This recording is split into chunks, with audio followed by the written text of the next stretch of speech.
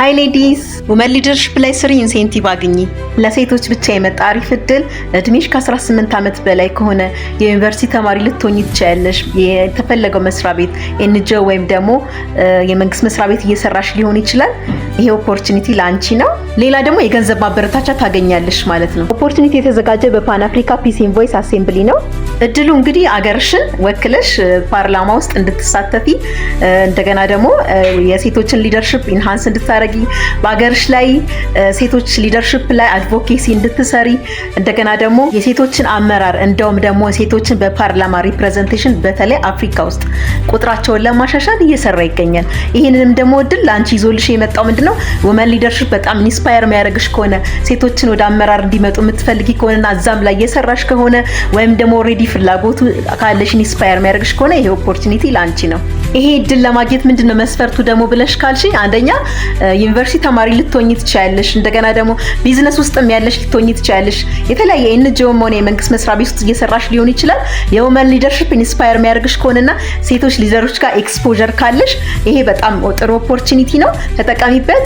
እንግዲህ እንዴት ነው ማመለክተው ካልሽኝ ኦሬዲ ከኮሜንት ሴክሽን ላይ የምትልኪበትን ኢሜል አድሬስ እና ሲቪሽን የምታስቀምጭበትን አስቀምጥልሻለሁ። በዛ ኮሜንት ሴክሽን ላይ ተጠቅመሽ አፕላይ አድርጊ። ዴድላይኑ ግን ጁን 30 ነው። ስለዚህ ቢፎር ጁን 30 ጀስት አፕላይ አድርጊ። ከተለያዩ አፍሪካ ሀገር ውመን ሊደርስ ጋር በመሆን ሀገርሽ ውስጥ የውመን ሊደርሺፕን ኢንሃንስ እንድታደርጊ እንደገና ደግሞ ሴቶችን ሞቢላይዝ እንድታደርጊ የሚያስችልሽ እድል ነው። ይህንንም እድል ተጠቅመሽ የሴት ሊደሮችን በአካባቢሽ ላይ ሞቢላይዝ እንድታደርጊ ይረዳሻል ማለት ነው።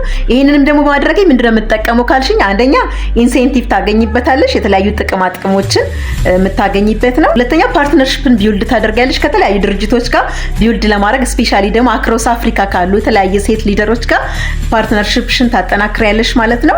ሌላ ደግሞ የገንዘብ ማበረታቻ ታገኛለሽ ማለት ነው። ስለዚህ ይሄ እድል እንዳያመልጥሽ። እንግዲህ እድሉን ካገኘሽ ከሀገርሽን ትወኪያለሽ፣ የተለያዩ የአፍሪካ ሀገር ውመን ሊደርስ ጋር ትገናኛለሽ።